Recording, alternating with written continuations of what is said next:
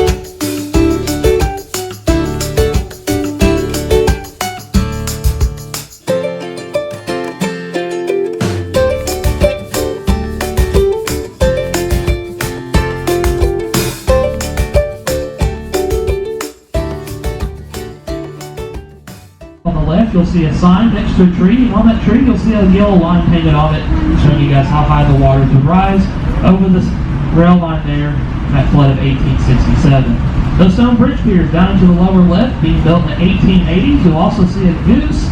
That's right, a goose sitting on top of one of those bridge piers, and that goose comes back here every spring and makes a nest on top of one of those bridge piers. Pretty smart, because I guess no predators can get to that nest.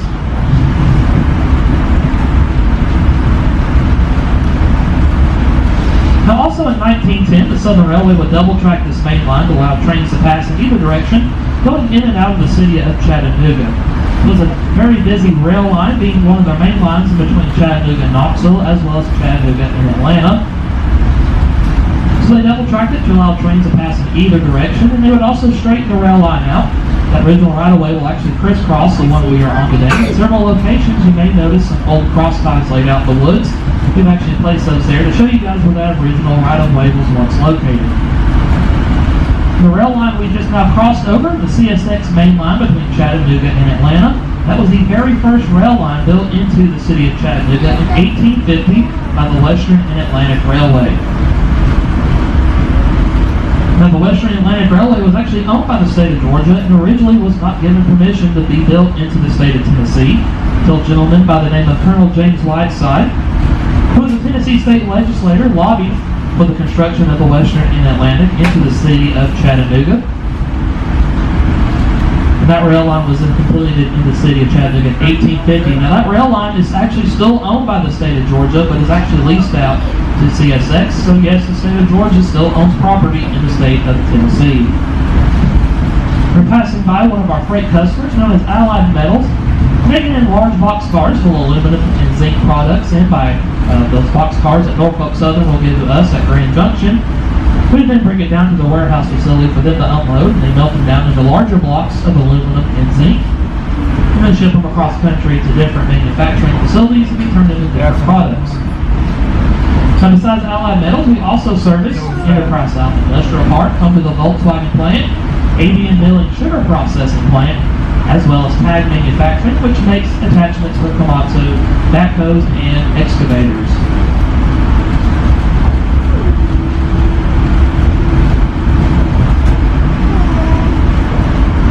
A little bit of history about the coaches you are riding on today. The two coaches directly behind our locomotive is 1486 and 1488. Both of those cars being built by the Budd Company from the Norfolk and Western Railway, originally built as sleeping cars. Norfolk and Western would use them on some of their famous passenger trains, such as the Pocahontas and Cavalier. You can see out the window. Who would later be sold off to the Pennsylvania Railroad, who would completely reconfigure the cars, gut the interiors out, and make them the high-capacity coaches that you see today, with each coach holding about 88 passengers. And the very last car on the train, car number 390, built in 1947 by the American Car and Foundry for the Central Georgia Railway, used on their famous passenger train known as the Nancy Hanks No. 2, which ran from Atlanta to Macon and Savannah all in return, all in one day.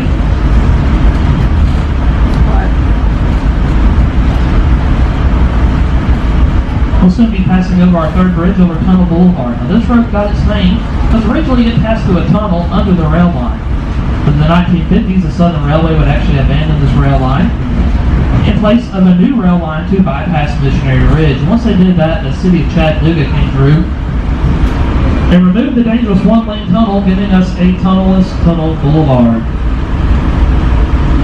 But here shortly we will be passing through our tunnel, the Missionary Ridge Tunnel, constructed between 1856 and 1858, opened to rail traffic on August 9th of 1859, dedicated and named Whiteside Tunnel after the same gentleman I mentioned earlier, Colonel James Whiteside.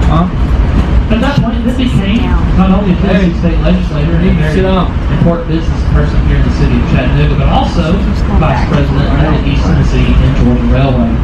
The tunnel is 986 feet long, dug out entirely by hand with pick and shovel, utilizing two crews, one on each side of the ridge. But those two crews digging towards the middle, when they met up in the middle, they were only 3 inches off from being dead center with each other. Pretty good for 1850s technology.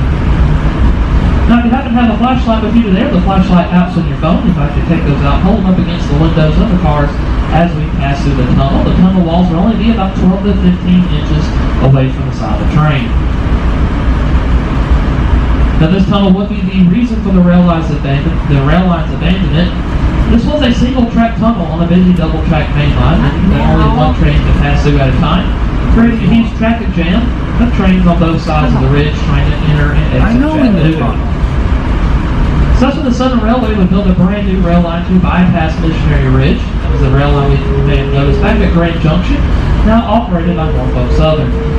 Southern Railway also feared eventually their locomotives, freight cars, and passenger cars may become too large to fit through the pre-Civil War tunnel. Fortunately for us today, we do have about 12 to 15 inches of clearance on either side of the cars, and about 2 feet of clearance on top of the cars as well. The engineer on our locomotive 1829 signaling the horn, meaning we are now approaching the Missionary Ridge Tunnel.